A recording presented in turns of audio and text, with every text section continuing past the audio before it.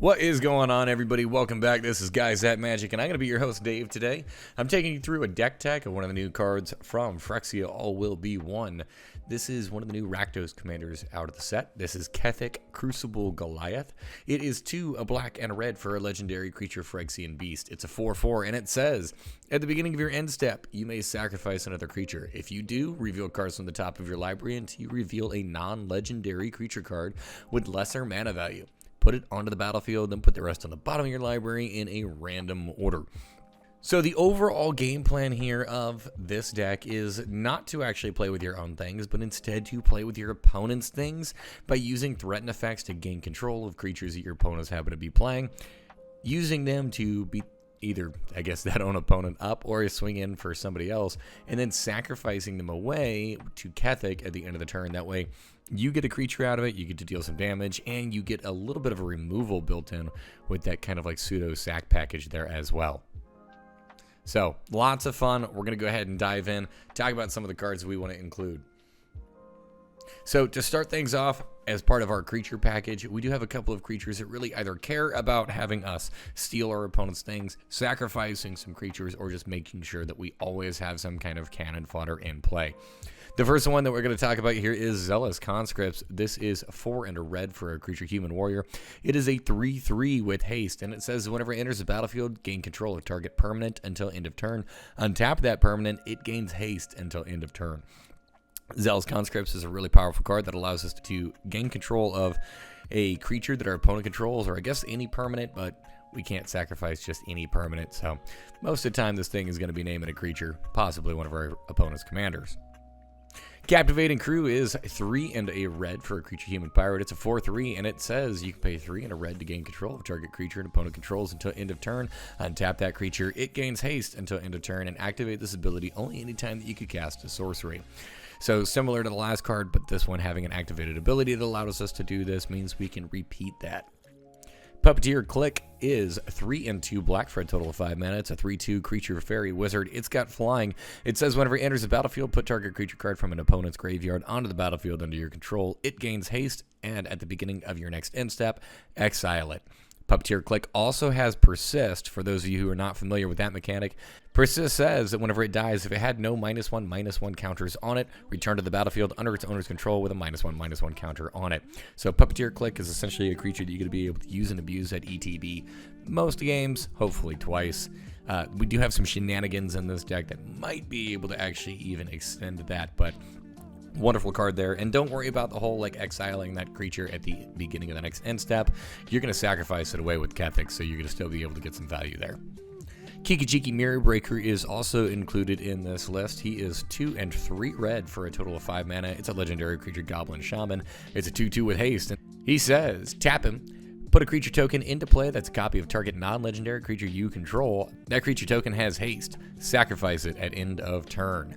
So the way that you're going to want to be able to use and abuse Kiki is essentially just to be able to make sure that you get some additional sacrifice fodder out there. Now, yes, sadly, you are just going to be making copies of things. However, super important to note here is there are a couple of interesting and fun ways for you to be able to like extend some of our creature combos. For example, Kiki and Zealous Conscripts actually will just combo off and win you the game, so long as Kiki-Jiki's making copies of Zealous Conscripts. Zealous Conscripts can then come down and target Kiki-Jiki with its abilities, so you end up with an essentially unlimited number of Zealous Conscripts, a bunch of 3/3s with haste. Another really fun one here that we just mentioned is Puppeteer Click. Puppeteer Click coming into the battlefield, it's going to have that ETB, and Kiki-Jiki allows us to be able to take advantage by making extra copies of that Puppeteer Click. Next up here, we do have Jaxus the Troublemaker. This is 3 and a red for a legendary creature human warrior. It's a 2/3, and you can pay a red, tap it, and discard a card to create a token that's a copy of another target creature you control. It gains haste, and whenever this creature dies, draw a card. Sacrifice it at the beginning of the next end step and activate only as a sorcery. This card also has a blitz ability of 1 and a red. Just kind of a fun little extra draw engine here that we might be able to beat our opponents down with maybe some of the tokens that we're creating to get that little bit of extra damage in. Now, of course, if we are going to be playing a Rakdos Sacrifice deck, we have to have kind of the core of the Rakdos Sacrifice package. This next group of creatures are all going to be focused on making sure that we are benefiting from things dying. So first off, we are going to run Blood Artist. Blood Artist is 1 and a black for a creature vampire. It's a 0/1 that says whenever it or another creature dies, target player loses 1 life and you gain 1 life. Super similar to that card, we also have Zulaport Cutthroat in here. This is 1 and a black for a creature human rogue ally. It's a 1/1. It says whenever it or another creature you control dies, each opponent loses 1 life and you gain 1 life. Both of these cards are going to be very important for the deck because it's going to allow you to drain your opponents out, and it'll hopefully be able to close out the game a little bit faster for you. Morbid Opportunist is included in this list. This is 2 and a black for a creature human rogue. It's a 1/3, and it says whenever 1 or more creatures die, draw a card. This ability triggers only once each turn. Very similarly, we have Midnight Reaper. This is 2 and a black. It's a creature zombie knight. It's a 3/2 and says whenever a non-token creature you control dies, Midnight Reaper deals 1 damage to you and you draw a card. So not going to trigger off of any of the tokens that we might be making, but if we are stealing our opponent's creatures and then sacrificing them at the end of the turn, we also get some card draw there. We have Grim Horospex in this list. It is 2 and a black for a creature human wizard. It's a 3/2. It does have a morph ability of a single black mana, but it also says whenever another non-token creature you control dies, draw a card. Pitiless Plunderer is in this list as 3 and a black for a total of 4 mana. It's a creature human pirate. It is a 1/4, and it says whenever a creature you control dies, create a colorless treasure artifact token with tap, sack it, and add 1 mana to your mana pool. So all 4 of these cards, all 4 of these creatures that we just talked about are going to be in this list to provide additional value for whenever you do sacrifice, hopefully some of your opponent's things, but even if you are offing some of your own creatures, it's going to make sure that they are refilling your hand, potentially ramping, doing all that kind of wonderful stuff to make sure that you're going to be staying in the game, staying competitive, and hopefully getting an advantage over your opponents. 2 more really important cards that I do want to talk about, though. The first one here being Mayhem Devil. This is 1 a black and a red for a creature devil. It's a 3/3 and says whenever a player sacrifices a permanent, it deals 1 damage to any target. Very important to note here, it's not just you sacrificing things, so if your opponents are sacrificing any of their things, Mayhem Devil will also trigger. He works really, really, really well with any deck that's going to be running a lot of fetch lands, just because he'll trigger off those. And if your opponents happen to have any mana dorks or any small creatures that they may be using for utility, Mayhem Devil just eats the board really quickly. Lastly, of course, here we have Disciple of Bolas. This is 3 and a black for a creature human wizard. It's a 2/1 and says whenever it enters the battlefield, sacrifice another creature. You gain X life and draw X cards, where X is that creature's power. Now, ideally, you probably want to use this on one of your opponent's things, but of course, you can always use this to off one of your own creatures that isn't really doing much for you given the situation. Hopefully, draw some cards and replace it with something even better. We have more creature cards included in the list. They're going to be dedicated towards some card draw. The first one here is Twilight Prophet. This is 2 and 2 black for a creature vampire cleric. It's a 2/4 with flying and Ascend. Ascend, as a reminder, says that if you control 10 or more permanents, you gain the city's blessing for the rest of the game. And it also says at the beginning of your upkeep, if you have the city's blessing, reveal the top card of your library and put it into your hand. Each opponent loses X life and you gain X life, where X is that card's converted mana cost. Now, we're not necessarily the biggest deck in terms of overall mana value, but we still have a pretty decent number of, for example, like 3, 4, 5 drops in the deck. So Twilight Prophet can get in, deal a little bit of damage there, and plus the card draw here is always really nice. Priest of Forgotten Gods is in this list at 1 and a black mana for a total of 2. It's a creature human cleric. It's a 1/2 that you can tap it, sacrifice 2 other creatures, and any number of target players each lose 2 life, sacrifice a creature. You also add 2 black mana and you draw a card. So Priest of the Forgotten Gods is a wonderful little engine for us to be able to make sure that we're sacrificing things. In the case maybe Kethek ends up getting blown up, she also does a wonderful job of making sure that we're getting a little bit of added advantage there with that pseudo ramp and then also the card draw. Stormfist Crusader is in this list. This is a black and a red for a total of 2. It's a creature human knight. It's a 2/2 with menace and says at the beginning of your upkeep, each player draws a card and loses 1 life. Super important to note here is that your opponents are going to be drawing cards on this as well. However, she's very cheap. She's going to come in as continuous card draw for you. So ultimately, I still love having this in the deck, even though it does help our opponents out a little bit. Magus of the Wheel is 2 and a red for a creature human wizard. It's a 3/3 that you can pay 1 and a red, tap it, sacrifice it, have each player discard their hand, and then draw 7 new cards. You're going to want to use Magus of the Wheel whenever your hand is empty, or whenever you think your opponents might have some good stuff. Maybe, for example, they just casted Demonic Tutor. Magus of the Wheel is a wonderful card to pop.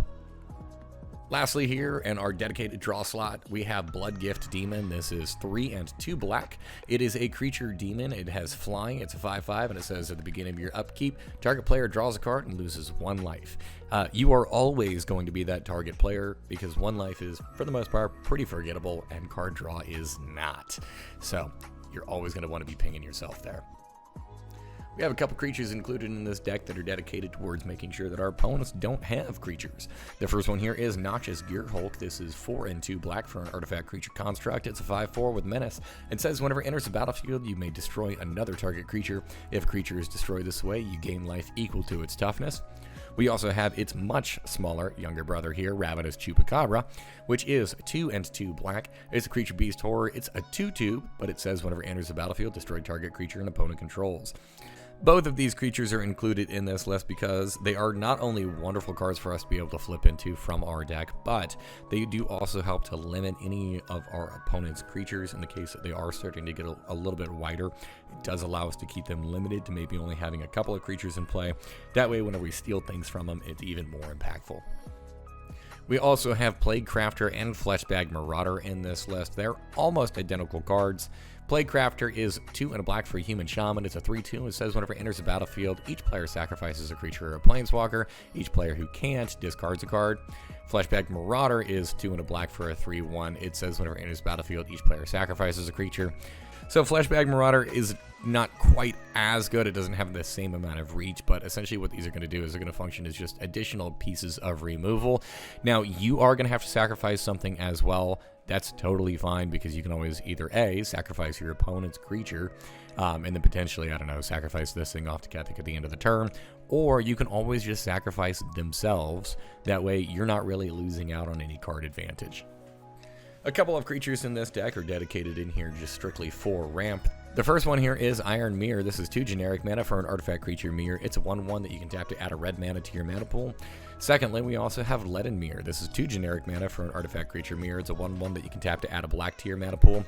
I do love having these mana, I'm going to say mana dorks. I know that they're 2 mana, but I do like having them in the deck because they are great hits for us to be able to just kind of not only get into play either A, relatively quickly and help to ramp up into our commander, or B, if we do happen to sacrifice one of our opponent's things, I love having the extra ramp aspect there. And since they are relatively cheap at only 2 mana, chances are whatever we have stolen from our opponents, we'll still be able to hit these. We also have Professional Facebreaker in this list. This is 2 and a red for a creature human warrior. It's a 2/3 with menace, and it says whenever one or more creatures you control deal combat damage to a player, create a treasure token. It also says you can sacrifice a treasure to exile the top card of your library, and you may play that card this turn. So it's a little bit of ramp, a little bit of card draw, and a whole lot of greatness. I love this card.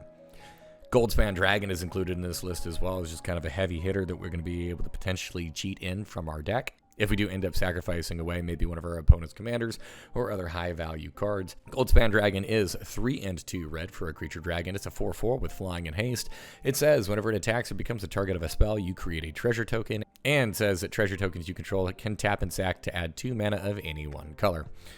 Lastly here, we do have Grim Hireling. This is 3 and a black for a creature tiefling rogue. It is a 3/2 and says whenever one or more creatures you control deal combat damage to a player, create 2 treasure tokens. You can pay a black, sacrifice X treasure tokens, and target creature gets -X/-X until end of turn. Activate only as a sorcery. Yes, we can use him as removal. For the most part, I really love Grim Hireling in here just for that ramp. And then to wrap up the rest of our creature package, we do have just a couple of good stuff cards. The first one here is Vizia Seer. This is a single black mana for a creature vampire wizard. It's a 1/1 that you can sacrifice a creature to scry 1. We have Dragon's Rage Channeler here. It is a single red mana for a human shaman. It's a 1/1. It says whenever you cast a non-creature spell, you may surveil 1. It also says Delirium. As long as there are 4 or more cards amongst card types in your graveyard, it also has Delirium that says as long as there are 4 or more card types amongst cards in your graveyard, Dragon's Rage Channeler gets +2/+2, has flying, and attacks each combat if able. We also are going to include Kethek Parasite. This is a single black mana for a creature horror. It's a 1/1 and says whenever an opponent draws a card, if you control a red permanent, you may have it deal 1 damage to that player. All 3 of these cards are going to provide a little bit of extra value to this deck. Something that I did really want to stress and make sure that I had included in here We're a couple of 1-drop creatures. That way, if we do sacrifice something that's only 2 mana value with Kethek, we can still make sure that we are going to hit something. So the 3 of them all provide a little bit of value. Now, yes, none of them are going to be game-breaking or back-breaking creatures or anything like that. You're probably not going to win the game off the back of them, but I do like having that extra flexibility and that extra value. We're also going to include Dothy Voidwalker here. This is 2 black mana for our creature Dothy Rogue. It is a 3/2 with Shadow. It also says that if a card would be put into an opponent's graveyard from anywhere, instead exile it with a void counter on it. You can also tap, sacrifice him, and choose an exiled card an opponent owns with a void counter on it. You may play it this turn without paying its mana cost. So helps to shut down our opponent's helps to shut down our opponent's graveyards while also potentially adding in some extra value on its own. We also have Opposition Agent here. This is 2 and a black for a creature human rogue. It is a 3/2 with flash and says you control your opponents while they're searching their libraries. It says while an opponent is searching their library, they exile each card that they find. You may play those cards for as long as they remain exiled, and you may spend mana as though it were mana of any color to cast them. This also not only just shuts down any of the tutor effects for your opponents, but if you are playing up against maybe somebody who's a little bit more combo heavy, maybe you end up tutoring for one of their combo pieces or a key card that they need in the deck, and you just exile it out, and in the case you ever need it later on in the game, you have access to it, whereas they do not. The very last creature card that we're going to talk about for this list is Squee the Immortal. This is 1 and 2 red for our legendary creature goblin. It's a 2/1, and it says you may cast Squee the Immortal from your graveyard or from exile. I did want to include him in this list just because Squee the Immortal is such a wonderful card for us to sacrifice. Because he can just always come back, it does guarantee that we are going to at least have that 3-drop that we'll have access to with Kethek in the case we can't steal one of our opponent's things, so we at least don't shut our deck down. Now, we do have to talk about the cards that are really going to make this deck hum. So far, we talked a bit about some of the creatures that are going to go about supporting it. This next group are all going to be those threaten effects. So let's go ahead and dive in. The first one here is Act of Treason. This is 2 and a red for a sorcery. It says gain control of target creature until end of turn. Untap that creature, it gains haste. Besmirch is 1 and 2 red for a sorcery. It says until end of turn, gain control of target creature and it gains haste. Untap that creature and goad that creature. Bloody Betrayal is 2 and a red for a sorcery. It says gain control of target creature until end of turn. Untap that creature, it gains haste until end of turn and create a blood token. Hijack is 1 and 2 red for a total of 3. It is a sorcery that says gain control of target artifact or creature until end of turn. Untap it, it gains haste until end of turn. Kari Zev's Expertise is 1 and 2 red for a total of 3 for a sorcery. It says gain control of target creature or vehicle until end of turn. Untap it, it gains haste until end of turn. It also says that you may cast a card with mana value of 2 or less from your hand without paying its mana cost. We have Mark of Mutiny, which is 2 and a red for a sorcery. It says gain control of target creature until end of turn. Put a +1/+1 counter on it and untap it. That creature gains haste until end of turn. We have Traitorous Blood in here at 1 and 2 red for a sorcery. It says gain control of target creature until end of turn. Untap it, it gains trample and haste until end of turn. We have Act of Aggression in this list as well. This is 3 and 2 Phyrexian mana. It is an instant, and it says gain control of target creature and opponent controls until end of turn. Untap that creature, it gains haste until end of turn. So this being the one and only instant that we're going to talk about that does this kind of effect. And then lastly, included in this pile of threatened effects, we have Seize the Spotlight, which is a 2 and a red for a sorcery. It says each opponent chooses Fame or Fortune. For each player who chooses Fame, gain control of a creature that player controls until end of turn. Untap those creatures and they gain haste until end of turn. For each player who chose Fortune, you draw a card and create a treasure token. So a little bit of flexibility there in terms of what your opponents can actually kind of make you do. However, I love card draw, I love gaining control of my opponent's things, and I love treasures. So regardless of what they end up choosing, I'm pretty happy with it. Now, with that being said, those are all going to be threatened effects we include in this list. Essentially, what we want to be able to do is get our commander into play as soon as possible, and then start stealing our opponent's stuff with cards like these. We're not going to have to worry about the whole, like, giving our opponent our creature back at the end of the turn thing, because Kethek is going to make sure that the creature just dies. We do have 2 board wipes that are going to be included in this list, the first of which being Blasphemous Act. This is 8 and a red for a total of 9 mana. It's a sorcery that says it costs 1 less to cast for each creature on the battlefield, and it deals 13 damage to each creature. Toxic Deluge being the second board wipe. This is 2 and a black for a sorcery. It says as an additional cost to cast Toxic Deluge, you pay X life, and all creatures get -X/-X until end of turn. 2 cards in here that are going to be just dedicated over towards helping us draw or filter through our deck. The first of which being Sign in Blood. This is 2 black mana for a sorcery. It says target player draws 2 cards and loses 2 life. And then, of course, my favorite card in all of Magic, Faithless Looting. A single red mana for a sorcery. It says draw 2 cards and discard 2 cards, and it's got a flashback cost of 2 and a red, so that we can cast it a second time from the graveyard. We have 3 pieces of dedicated removal in here. The first of which being Bedevil. This is 2 black and a red. It's an instant that says destroy target artifact, creature, or planeswalker. Terminate, a black and a red for a total of mana 2. Terminate is a black and a red and a total of 2 mana. It is an instant. It says destroy target creature. It can't be regenerated. And Chaos Warp, which is 2 and a red for an instant. It says that the owner of target permanent shuffles it into their library, then reveals the top of their library. If it is a permanent card, they put it onto the battlefield. We have 1 instant in this deck that is going to help us out with a little bit of ramp, and that just simply being Dark Ritual. A single black mana for an instant that says add 3 black to your mana pool. Alright, so we're going to dive in and talk about some of the artifacts that are going to help support this deck. This first group is mainly just going to be the mana rocks. They're going to make sure that our deck runs a little bit more smoothly.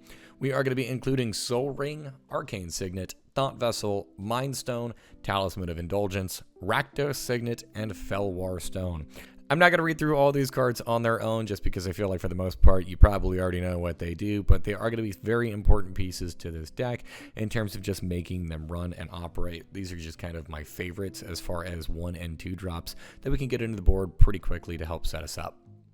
We do have 2 other artifacts that I really want to talk about here, the first of which being Ashnod's Altar. This is 3 mana for an artifact that you can sacrifice a creature to add 2 colorless mana to your mana pool.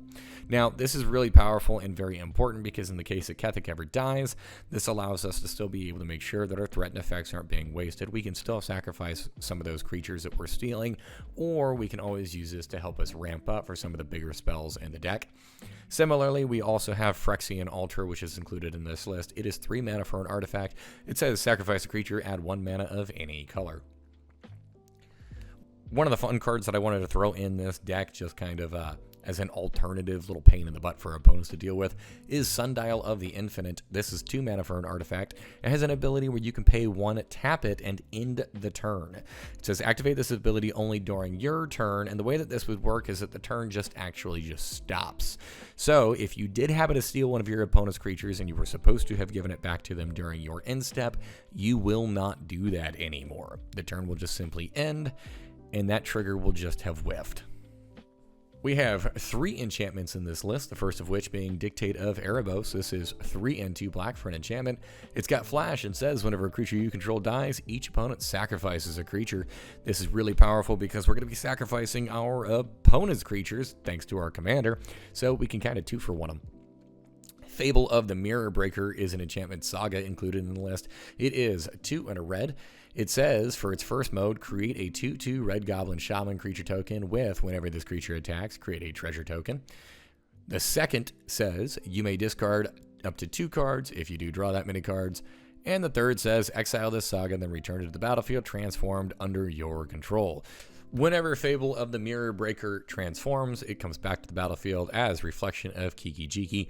That's an enchantment creature, Goblin Shaman. It's a 2/2 that you can pay 1, tap it, and create a token that's a copy of another target non-legendary creature you control, except it has haste and sacrifice it at the beginning of the next end step. So it kind of functions as an alternative copy of Kiki Jiki in this list. The last enchantment that we have here is Flame Shadow Conjuring. This is 3 and a red for an enchantment. It says whenever a non-token creature enters the battlefield under your control, you may pay a red. If you do, put a token onto the battlefield as a copy of that creature. That token gains haste. Exile it at the beginning of the next end step.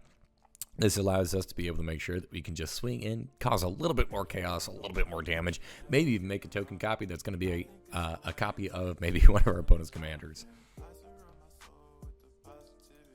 All right, let's go ahead and move on to the mana base at this point. The first group of cards we're going to be talking about is going to be in here just simply for mana fixing. This is all the wonderful cards that I think are going to be really important to making sure that you have access to all the black or red mana that you're going to need. So the first one here being Blightstep Pathway. This is a pathway land that you can either have enter in on the front half to tap for a black or on the back side to tap for a red. Castle Lochvane enters the battlefield tapped unless you control a swamp. You can tap it to add a black to your mana pool, or you can pay 1 and 2 black, tap it, and draw a card. Then you lose life equal to the number of cards in your hand. Fabled Passage is a land that allows us to tap it, sacrifice it, search your library for a basic land card, put it on the battlefield tap, then shuffle your library. It also says that if you control 4 or more lands, untap that land. We have Luxury Suite in this list. This is a land that says it enters the battlefield tapped unless you have 2 or more opponents. You can tap it for a black or a red. Command Tower allows you to tap to add 1 mana of any color in your commander's color identity. Blood Crypt is a land that is both a swamp and a mountain. It says, as it enters the battlefield, you may pay 2 life. If you don't, it enters the battlefield tapped. Dragon Skull Summit is a land that says whenever it enters the battlefield tapped, unless you control either a swamp or a mountain, you can tap it for either a black or red. Haunted Ridge is a land that says it enters the battlefield tapped unless you control 2 or more other lands, and can also tap for a black or a red. Sulphurous Springs is the pain land here. You can tap it for a colorless mana, or you can tap it for a black or a red, but it'll deal 1 damage to you. Tainted Peak can tap for either a colorless or a black or red, so long as you control a swamp. And then to wrap up the rest of this list, we do have 12 mountains and 14 swamps. Do me a huge favor, go ahead and leave a comment down below. Make sure that you like and subscribe to this. Tell me, how would you have built this deck a little bit differently? Is this the direction that you would have designed for Kethek? Maybe there's some cards that I missed that you think that are probably really important to a list like this one. As always, we love all of the support. If you haven't done so already, please make sure that you like and subscribe and follow us on our other social media as well, at Guys That Magic. And until next time, peace.